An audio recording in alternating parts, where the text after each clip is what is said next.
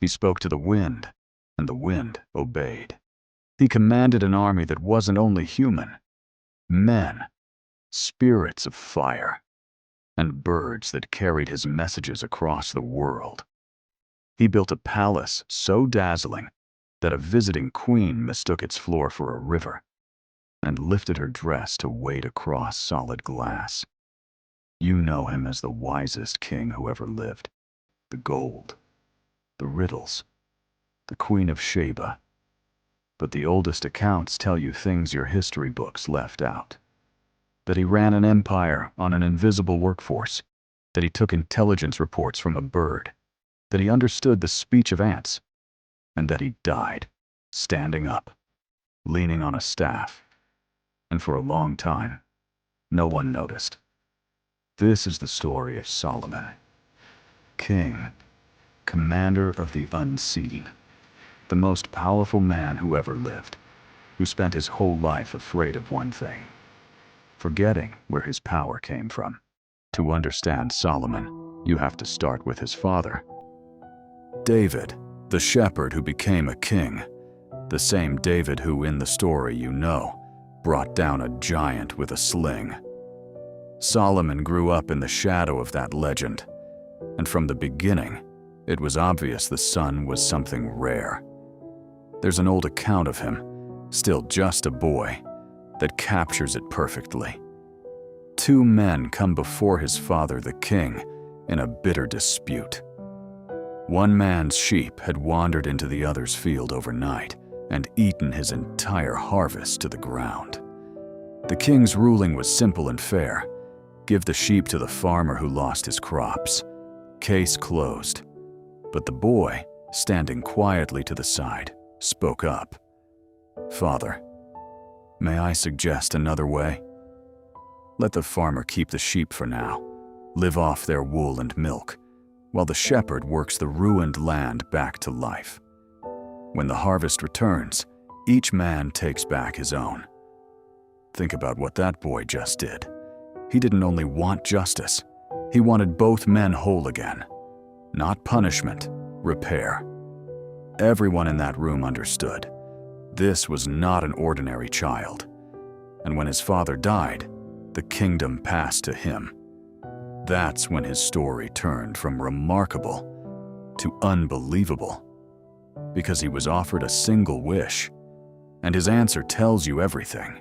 He could have asked for anything: victory over every enemy, endless wealth, to never die. A man with his armies could have asked for the whole earth. Instead, the first thing he asked for was forgiveness. Before the power, before the kingdom. Forgive me first. And then he asked for something stranger than wealth or conquest, a kingdom unlike any that had ever existed or ever would again. Not to dominate, but to do something with power no one had done before. And the accounts say he got it. He was given the wind, a journey that took a month on foot. His caravans now crossed in a single morning. The air itself bent to him. He was given command over the jinn, beings of fire and smoke, invisible, immensely strong, who became his builders, his divers, his craftsmen, an entire labor force no human eye could see. He was given the speech of animals, every bird, every creature, even the ants, and molten copper, flowing like a spring, to build on a scale no one had imagined. The most powerful man alive. And here's the part that matters. He never once forgot it was given to him. Not earned. Two small moments show you exactly who this man was. The first, he was marching at the head of his vast army, men, jinn, and birds overhead, through a green valley. And down on the ground, a single ant saw them coming and shouted a warning to her colony. "Get inside, quick, before Solomon's army crushes us without even noticing."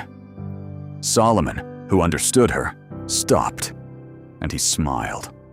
Not the smile of a man flattered that even insects fear him. He turned and said something else entirely. "Keep me grateful. Don't let me forget that all of this is a gift. The most powerful man on earth, humbled by an ant. The second moment is one of the strangest scenes in any ancient text. Solomon was inspecting his birds.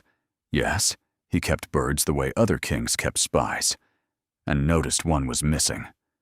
The hoopoe. He was furious. He had better have a good reason, or there will be consequences. Then the bird returned, with intelligence. I've seen something you haven't.